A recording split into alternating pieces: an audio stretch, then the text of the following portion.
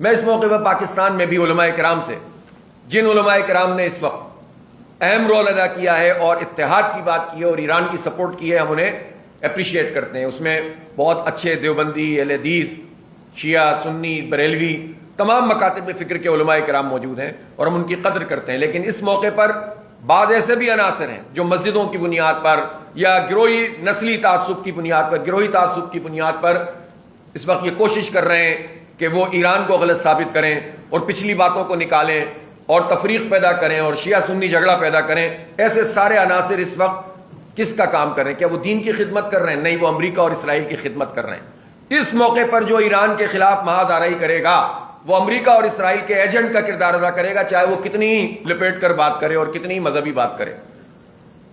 عام حالات میں سب کو پتا ہوتا ہے کہ اس وقت کیا بات کرنی چاہیے، لیکن اس موقع پر جو یہ کام کرتا ہے در حقیقت وہ ایجنٹ کا کردار ادا کرتا ہے۔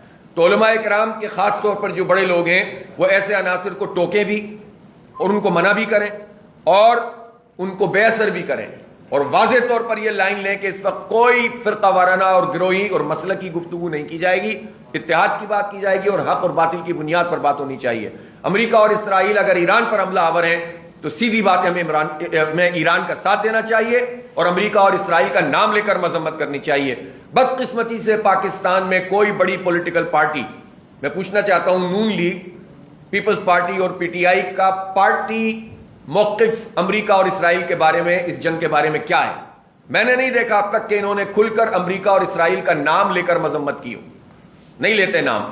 ایران کی حمایت کر دینا اکیلے کافی نہیں ہے، یہ بتاؤ کہ ایران پر حملہ کیا کس نے اور قاتل اور دہشت گرد کون ہے، کس نے غزہ میں 80-90 ہزار لوگوں کو قتل کیا ہے، جینوسائیڈ کیا ہے۔ تو اس کا یہ پارٹیاں اور ان کے بڑے بڑے لیڈر نام لینے سے اس لیے ڈرتے ہیں کہ یہ سب چاہتے ہیں کہ ہم اپنی لابنگ فرم کے ذریعے سے اپنے ہم نوا بنائیں ڈونلڈ ٹرمپ کو اور ان سب لوگوں کو، اور انہوں اللہ پر بھروسہ کرنے کے بجائے یہ ڈونلڈ ٹرمپ پر بھروسہ کرتے ہیں اور وہاں اپنی لائنیں سیدھی کرنا چاہتے ہیں۔ اس لیے ہم یہ سمجھتے ہیں کہ پوری قوم کو متحد ہو کر یہ کام کرنا چاہیے اور ایران کا ساتھ دینا چاہیے، غزہ اور فلسطین کا ساتھ دینا چاہیے اور اسرائیل اور امریکہ کا نام لے کر ان کو ایکسپوز کرنا چاہیے اور پوری دنیا میں اپنے اتحادی جو باضمیر انسان ان کو بنانا چاہیے۔